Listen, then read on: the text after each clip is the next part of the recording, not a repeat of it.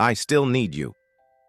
The woman standing in the rain outside Malcolm Reed's door was the same woman who had approved his resignation weeks earlier. Jessie Carter, CEO of NextGen Systems, was not the kind of person who showed up at anyone's door. To understand why we have to go back. The alarm went off at 5:15, the same as every morning. Malcolm Reed silenced it before the second ring, a reflex carved into his body over 8 years of single fatherhood. Down the hall, his son Eli was still asleep, one arm dangling off the bed, a math workbook open on his chest. Malcolm stood in the doorway for a moment, watching the boy breathe. Eli was 10 now, tall for his age, quiet in the way kids become when they learn early that one parent has to do the job of two. He never complained when Malcolm missed dinner. He never asked why his mother was not around. But sometimes, late at night, Malcolm would find him sitting on the kitchen floor, with the lights off, not crying, just sitting. And that silence said more than any question ever could. Malcolm closed the door gently, then moved through the narrow hallway to the kitchen. Coffee first, lunch packed, backpack checked, permission slip signed. These were the rituals that held his world together, small and sacred, and he performed them with the discipline of a man who knew that if he stopped, everything would unravel.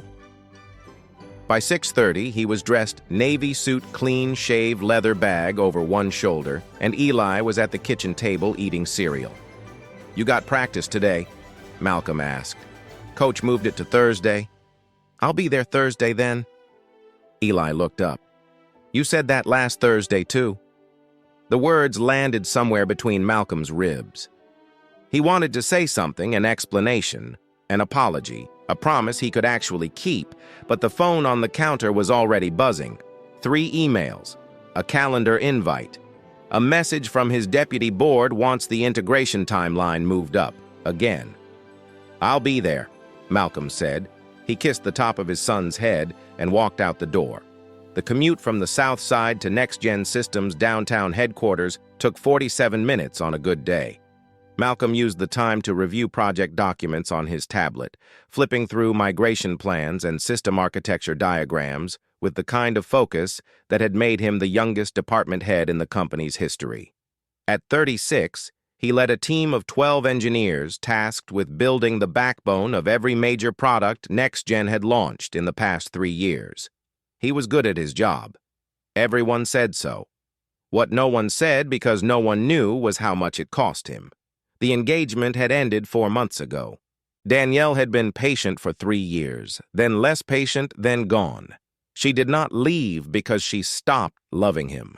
She left because Malcolm had become a man who only existed inside his work, and the version of him that came home at night was a shadow too tired to hold a conversation, let alone a relationship. She had tried to explain this in the letter she left on his nightstand, the one he read once, then folded into the bottom drawer of his desk, the one he never mentioned to anyone. He told himself he was fine. He told his mother he was fine. He told his team he was fine. But fine was a word that had stopped meaning anything a long time ago. At 8:15, Malcolm stepped off the elevator onto the 32nd floor. The office was already alive, keyboards clicking, phones ringing, the low hum of ambition that never quite went silent. He nodded to his team as he passed, stopped to answer 2 questions about the database migration, then settled into his corner office with the door open the way he always kept it. At 9, the company-wide email arrived. It was from Jessie Carter, and it changed everything. NextGen Systems was acquiring Meridian Technologies, a $700 million deal that would double their market share in enterprise cloud solutions. The integration would be led by Malcolm's department. The timeline was aggressive: 6 months to merge 2 entirely different technology ecosystems into one seamless platform. The board expected a flawless transition. Jessie expected more. Malcolm read the email twice. Then he closed his laptop and stared out the window at the Chicago skyline, where the morning sun was turning the glass towers into columns of gold. He should have felt excitement. This was the kind of project that built careers, the kind of challenge he had spent a decade preparing for. Instead, he felt the weight of it settle across his shoulders like a second body. He was already working 12-hour days. Eli was already eating dinner alone 3 nights a week. The rings under Malcolm's eyes had become permanent dark crescents that no amount of coffee could erase. And now this. The knock on his door came at 10. Jessie Carter did not knock the way most people knocked. She gave 2 sharp taps and walked in before anyone could answer, not out of rudeness, but because she operated on the assumption that her time and everyone else's was too valuable to waste on formalities. She was 41, sharp-featured, with dark auburn hair she kept pulled back in a low knot. She wore authority the way other people wore cologne. You sensed it before she even spoke. "You read the email," she said. It was not a question. "I read it." "Good. I need you to run point on the entire integration. Not just the technical side, the team structure, the vendor negotiations, the client communication. All of it." Malcolm leaned back in his chair. "That is 3 jobs, Jessie." "I know." She sat down across from him, crossing one leg over the other. "And I know what I am asking. But there is no one else in this building I trust to hold it together." There it was, the thing about Jessie that made her both impossible and extraordinary. She did not flatter. She stated facts. And when she said she trusted Malcolm, it was not a management technique. It was the truth delivered without decoration. "I will need more resources," Malcolm said. "You will have them. And flexibility. I have a son." Something shifted in Jessie's expression. Not pity, not impatience, but recognition. "I know you do," she said quietly. "We will make it work." In those early weeks, she kept her word. Malcolm's schedule was adjusted so he could leave by 6 on Tuesdays and Thursdays for Eli's basketball practice. A senior engineer named Terrence Wyatt was promoted to assist with vendor management. Budget approvals that usually took weeks were signed within days. But the project was a beast. Meridian's systems were older and more tangled than anyone had anticipated. Malcolm's team was working through legacy code that had not been documented in years, trying to bridge it with NextGen's modern infrastructure. Every solution uncovered 2 new problems. Every milestone was a moving target. Malcolm started coming in earlier, leaving later. The Tuesday and Thursday schedule held for 3 weeks before the first exception, then the second. Then it was no longer an exception. It was the norm. Eli stopped asking about practice. The late-night calls started in the 4th week. Malcolm was at his kitchen table at 11 reviewing a server migration report when his phone rang. Jessie's name on the screen. He picked up expecting a question about the Meridian deal. Instead, she asked him how he was doing. Not, "How is the project?" Not, "Where are we on the timeline?" Just, "How are you?" He did not know how to answer. So he told the truth. He was tired. She told him she was tired too. And for 20 minutes, they talked about nothing related to work, about Chicago winters, about Eli's jump shot, about a documentary she had watched alone in her office because she had no one waiting at home. That last detail slipped out, and Jessie corrected herself immediately, steering the conversation back to safer ground. But Malcolm had heard it, and he understood it in a way that surprised him. The calls became a pattern, once a week, then twice, always late, always after the building had emptied and the city had gone quiet. They talked about the project, yes, but also about the things that lived underneath the loneliness of leadership, the weight of decisions no one else could see, the strange grief of succeeding at work while failing at everything else. Malcolm never told anyone about these conversations. Neither did Jessie. They existed in a space that had no name, a connection that was too honest to be professional and too careful to be anything else. But something was breaking. The board meeting was scheduled for a Friday in late October. Malcolm had prepared for 2-week slides, projections, risk assessments, a detailed roadmap for the next phase of integration. His team had rehearsed. The data was solid. He walked into the conference room on the 44th floor, feeling for the first time in months that he had a grip on things. He lost it in the first 15 minutes. A board member named Patricia Wells began questioning the timeline not with curiosity, but with the kind of precision designed to expose weakness. She had numbers Malcolm had not seen, projections from Meridian's side that contradicted his own. Malcolm scrambled to respond, pulling up backup data referencing internal reports, but the ground kept shifting beneath him. Jessie sat at the head of the table, watching. She did not intervene. By the time it was over, Malcolm had not failed, not technically. But he had stumbled in front of the people who mattered most, and in a company like NextGen, perception was reality. He sat in his car in the parking garage for 40 minutes afterward, engine off, hands on the steering wheel, staring at nothing. His phone buzzed a message from Eli's school. He had missed the parent-teacher conference. Again. That night, Malcolm did something he had never done before. He picked Eli up from his grandmother's house. Eli's maternal grandmother, who watched the boy when Malcolm worked late, and instead of driving home, he parked by the lake. They sat on the hood of the car, looking out at the dark water. "Dad," Eli said, "are you okay?" Malcolm looked at his son, this boy who had never asked for much, who had learned to fill silence with patience, who was growing up watching his father disappear into a building every morning and come back a little less each night. "No," Malcolm said, "but I am going to be." The next Monday, he walked into Jessie Carter's office and placed a single sheet of paper on her desk. His resignation. Jessie did not look at the letter immediately. She was standing by the window when Malcolm walked in, her back to the door, a phone pressed to her ear. She held up one finger, a gesture Malcolm had seen 100 times, and finished her call with 2 clipped sentences before turning around. She saw the paper on her desk. She picked it up. She read it once, then set it down with the kind of deliberate care that told Malcolm she was choosing her next words very carefully. "Sit down," she said.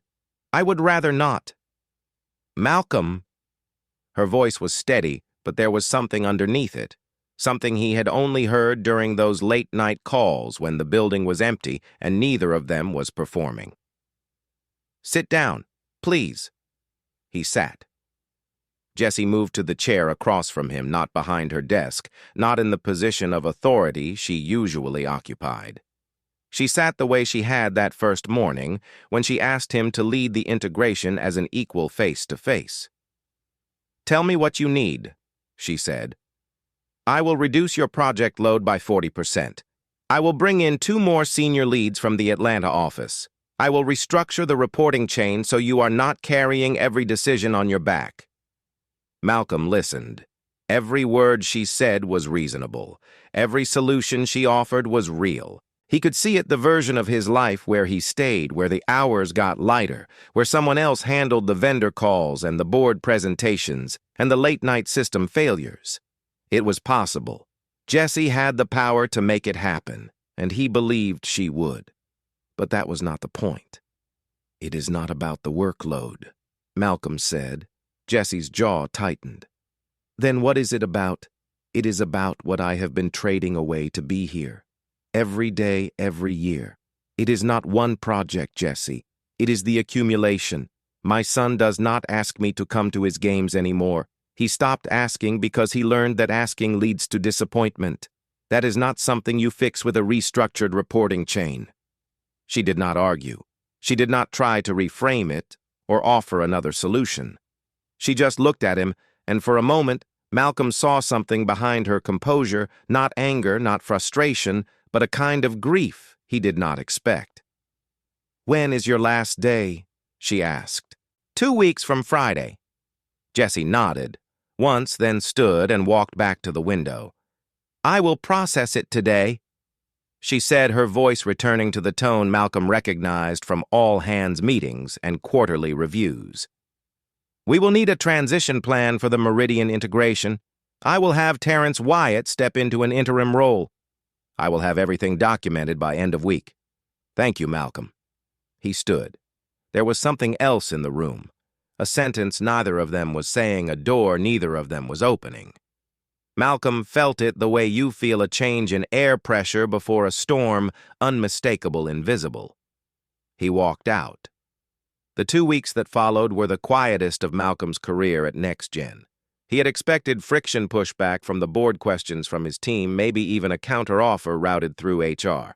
None of it came. Jesse had processed his resignation, cleanly communicated it to the leadership team with the kind of professional brevity that left no room for gossip, and assigned Terrence to shadow Malcolm through the transition.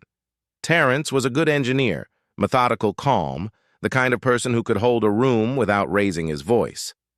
Malcolm spent his mornings walking him through the Meridian architecture, explaining the decisions behind every system, every workaround, every shortcut he had built over the past 3 years. It was like handing over a map to a city only he had navigated, and with each briefing, Malcolm felt a piece of himself detach from the place he had given so much of his life to. What he did not expect was the silence from Jessie. She did not call. Not once. Not the late-night conversations they had fallen into over the past 2 months. Not even a quick message about the transition. When they crossed paths in the hallway or the elevator, she was cordial, professional, exactly the CEO the rest of the company saw every day. She asked about deliverables. She CC'd him on handoff emails. She treated him the way she treated every departing employee, with respect, efficiency, and nothing more. Malcolm told himself this was what he wanted. He was leaving. The boundary was appropriate. Whatever those phone calls had been, whatever had lived in the space between midnight and 1 in the morning when she talked about watching documentaries alone and he talked about sitting by the lake with his son. It did not belong in the fluorescent light of the office.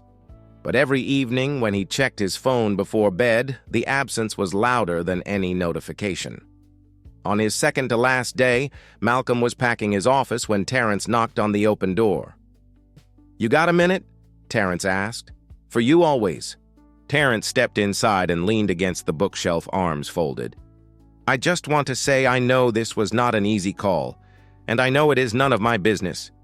But the team respects the hell out of you for making it." Malcolm looked up from the box of files on his desk. "They think I'm running." "Some of them, yeah. But the ones who matter, the ones with kids, the ones who have been here long enough to see what this place does to people, they get it." Terrence straightened up. "For what it is worth, I do too." Malcolm extended his hand and Terrence shook it. There was nothing else to say. On his last day, Malcolm walked through the 32nd floor one final time. He said his goodbyes, shook hands, accepted the awkward group card someone had passed around the office. He carried his box to the elevator, pressed the button for the lobby, and watched the numbers count down. He did not see Jessie. She was in a board meeting on the 44th floor, the same room where Malcolm had stumbled weeks ago. He knew because her assistant had mentioned it in passing that morning, almost apologetically, as if to explain why the CEO would not be there to see him off. Malcolm stepped into the November air. Chicago was cold and bright, the wind cutting across the river with the kind of sharpness that made your eyes water, whether you wanted them to or not. He put the box in his trunk, sat behind the wheel, and drove south toward home. The feeling he carried was not relief. It was not regret. It was something in between, the hollow lightness of a man who had removed a weight from his shoulders, only to realize he had no idea what to do with his empty hands. The first week was good. Malcolm made breakfast every morning. He walked Eli to school. He scheduled a meeting with Eli's teacher, Mrs. Patterson, to catch up on everything he had missed: his son's progress in reading, his struggles in math, the small victories and setbacks that had been accumulating while Malcolm was buried in migration reports. He sat in a plastic chair in her classroom and listened to every word, and when she said Eli had been writing stories about a superhero dad who could stop time, Malcolm had to look away for a moment before he could speak. He cooked dinner, real dinner, not takeout, and they ate together at the kitchen table, and Eli talked about his friends, his basketball team, a girl named Jasmine who could run faster than anyone in the 5th grade. For 7 days, Malcolm felt like a father again. The second week was harder. The mornings were fine, but by noon, after Eli left for school, the house became a museum of silence. Malcolm cleaned, he organized closets, he fixed the leaking faucet in the bathroom that had been dripping for 6 months. He went for runs along the lakefront, long and aimless, the city moving around him, while he moved through it without purpose.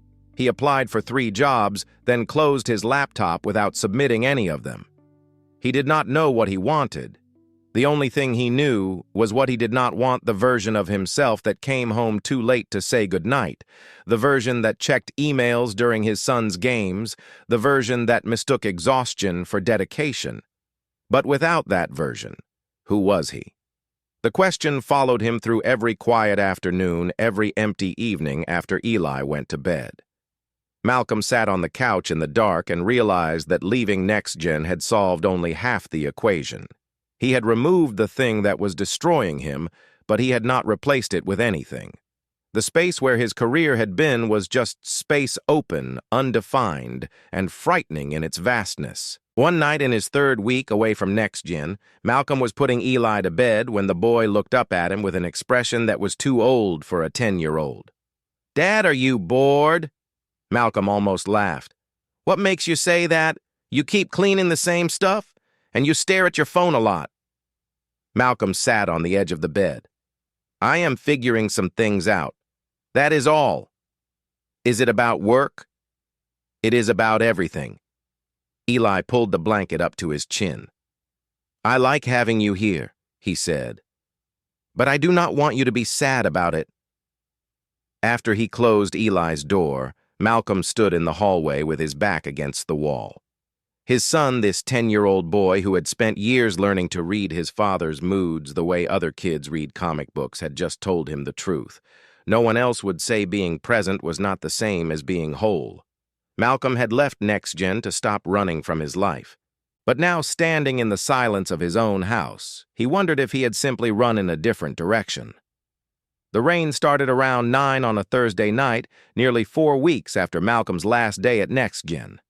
Not the kind of rain that whispers against windows, the kind that hammers thick and relentless, turning the streets into shallow rivers and the sky into something low and heavy. Eli was asleep. Malcolm was on the couch with a book he had read the same page of 4 times when the doorbell rang. He was not expecting anyone. His mother lived on the west side and never drove in weather like this. His neighbors kept to themselves. He set the book down and walked to the front door, turning on the porch light as he reached for the handle. Jessie Carter stood on his doorstep. Her coat was dark with rain, her auburn hair loose around her shoulders, instead of pulled back the way he had seen it every day for 4 years. She was not wearing the heels she wore at work or the tailored jacket. She looked for the first time since Malcolm had known her like someone who had driven across the city without knowing what she would say when she arrived. Malcolm opened the door wider, but said nothing. The rain filled the silence between them, loud and steady. Jessie met his eyes. There was no rehearsal in her face, no strategy. "I still need you," she said. Malcolm looked at her for a long time. The rain soaked the welcome mat. The porch light threw shadows across her face. He thought about the emails, the board meetings, the Meridian integration still grinding forward without him. He thought about Terrence stepping into his role, about the transition documents he had left behind, about the clean and professional way Jessie had handled his departure. He stepped aside and let her in, and as she walked past him into the warmth of his house, Malcolm was certain of one thing: she was not here to talk about work. But he was not yet sure what she was here to say. Jessie stood in the middle of Malcolm's living room the way someone stands in a place they have never been, but have thought about, taking in the details quietly, as if confirming something she had only imagined. The basketball on the shelf by the door. The permission slips pinned to the refrigerator with magnets. The pair of small sneakers by the couch, one tipped on its side. Malcolm handed her a towel from the hallway closet. She took it and pressed it against her hair without sitting down. "I owe you an explanation," she said. Malcolm leaned against the kitchen counter and folded his arms. "You do not owe me anything, Jessie." "Yes, I do." She lowered the towel to her side. "I spent the last 2 weeks of your time at NextGen pretending you were just another employee leaving. I stopped calling. I stopped talking to you about anything that was not a deliverable or a handoff document. I told myself that was the professional thing to do." She looked at the floor, then back at him. "It was not professional. It was cowardice." Malcolm said nothing. He let her speak because he understood the way he had understood during those late-night calls that Jessie rarely allowed herself to be vulnerable, and right now she was standing in his living room with every wall down. "When you handed me that letter," she continued, "I thought I could handle it the way I handle everything. Process it, delegate the transition, move on. But that night I sat in my office until midnight, and I could not move. Not because of the Meridian deal, not because I was losing my best department head. Because I was losing the only person in that building who ever talked to me like I was a human being." She set the towel on the back of a chair. "Everyone in that company sees a title when they look at me. Every conversation is a negotiation. Every interaction has an agenda. But you, during those calls, those nights when we talked about nothing and everything, you never wanted anything from me. You just listened. And I did not realize how much I needed that until it was gone." Malcolm felt the weight of her words settle into the room. He had spent the last 4 weeks convincing himself that those calls had meant more to him than to her, that he had imagined the intimacy that Jessie's silence during his final 2 weeks was proof that she had already moved on. Hearing her now dismantled that story completely. But he was careful. He had to be. "Why did you come tonight?" he asked. "Not 2 weeks ago, not on my last day. Tonight." Jessie moved to the window. The rain was still coming down hard, the streetlights blurred through the glass. "Because I have been doing the same thing you did. Working until there is nothing left of me, going home to an empty apartment, telling myself that the company is enough." She turned to face him. "After you left, I started noticing what NextGen does to people, not just you, everyone. We have a turnover rate in senior leadership that is double the industry average. I pulled the data myself. We are burning through talent because we have built a culture that treats sacrifice as loyalty and exhaustion as commitment." Malcolm recognized the shift. This was Jessie, the strategist, the problem solver, the CEO, who turned insight into action. But beneath it was something personal she was building toward. "I created a new position," she said, "Vice President of Workforce Sustainability. The job is to redesign how we treat our people, scheduling mental health support, parental leave, workload architecture. All of it. I want to build a system where no one has to choose between being good at their job and being present in their own life." Malcolm studied her face. "And you want me to take it. I want you to consider it. But that is not why I am here." The room went still. Outside, the rain softened to something steady and low. "I am here because I need you to know that what happened between us, those conversations, that connection, it was not something I did as a CEO managing a valuable employee. It was something I did as a person who was drowning and did not know it." Her voice thinned, not with weakness, but with the effort of precision. "I need you, Malcolm. Not for the company. For me." Malcolm closed his eyes. He had imagined this moment in the quiet hours of the past few weeks, lying awake in the dark while the house settled around him. He had imagined what he would say, how he would respond, whether he would let himself feel what he had been holding back since those first late-night calls. But imagination was clean and simple, and this was neither. He opened his eyes and looked at the woman standing across from him. Jessie Carter, who ran a company worth more than $2 billion, who made decisions that affected 3,000 employees without flinching, who had driven across Chicago in a rainstorm to stand in the living room of a man who had walked away from everything she represented. "I need to be honest with you," Malcolm said. "When I left NextGen, I told myself I was choosing my son, choosing my life, and that was true. But I was also running from something I did not know how to name. Every night we talked, I felt closer to you than I had felt to anyone in years, and that terrified me because you were my CEO, and I could not separate what was real from what was convenient." He straightened up from the counter. "If I come back in any capacity, I need to know that the ground I am standing on is solid. I will not walk into a situation where the power between us is unclear. I will not let my son watch me disappear into that building again, And I will not pretend that what exists between us is just professional because we both know it is not. Jesse did not flinch. What do you need? Boundaries. Real ones. If I take this role, my hours are my hours. No exceptions that become the norm. No Tuesday and Thursday flexibility that erodes in 3 weeks. He was referencing his own failure, and they both knew it. And if we are going to explore what this is between us, whatever it is, it has to be transparent. Not hidden. Not something that lives in midnight phone calls. The board knows HR knows everyone knows. Because I am not going to be the story people whisper about in the break room. Jesse nodded slowly. I would not want that either. And I am not saying yes tonight, Malcolm added. I am saying I will think about it.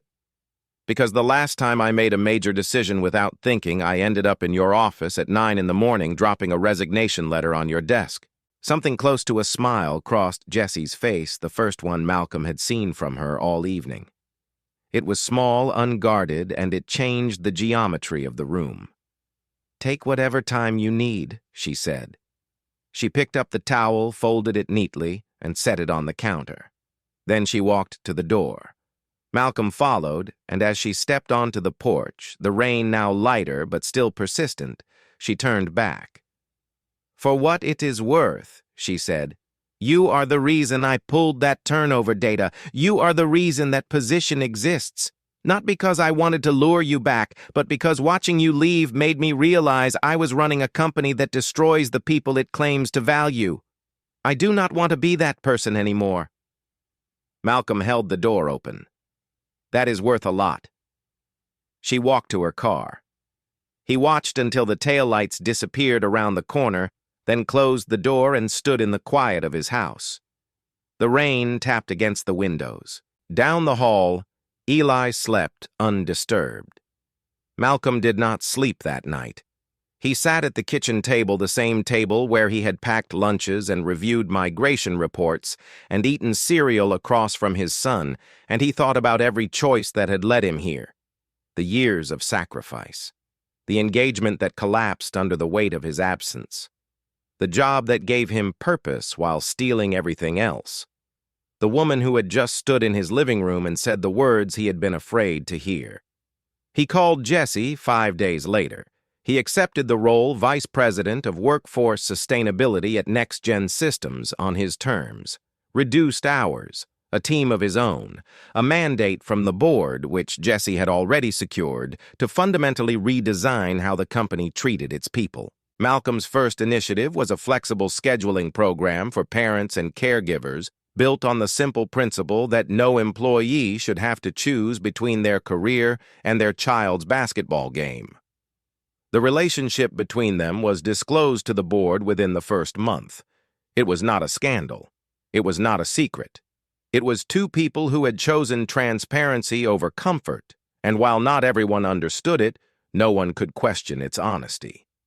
Months later, on a Saturday afternoon, Malcolm stood in the kitchen of his house on the south side.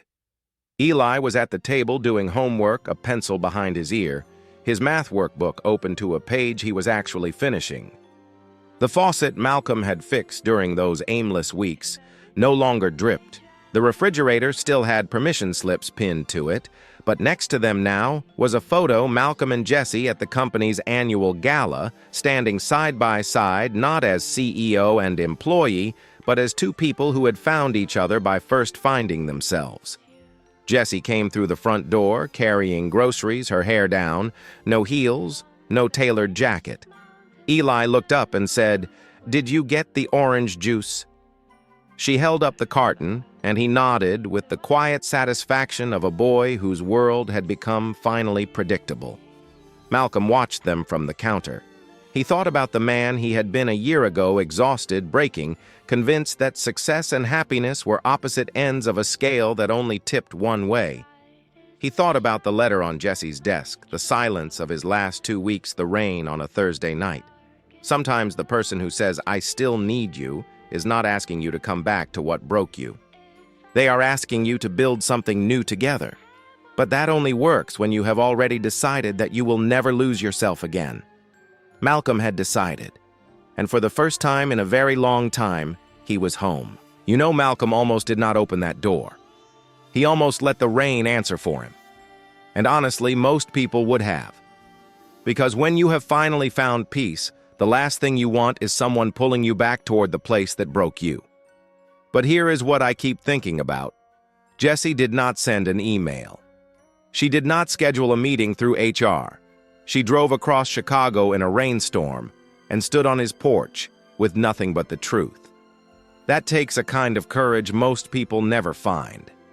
So I want to ask you something, and I mean this. If someone you cared about showed up at your door and said, "I still need you," would you let them in? Or would you protect the peace you fought so hard to build?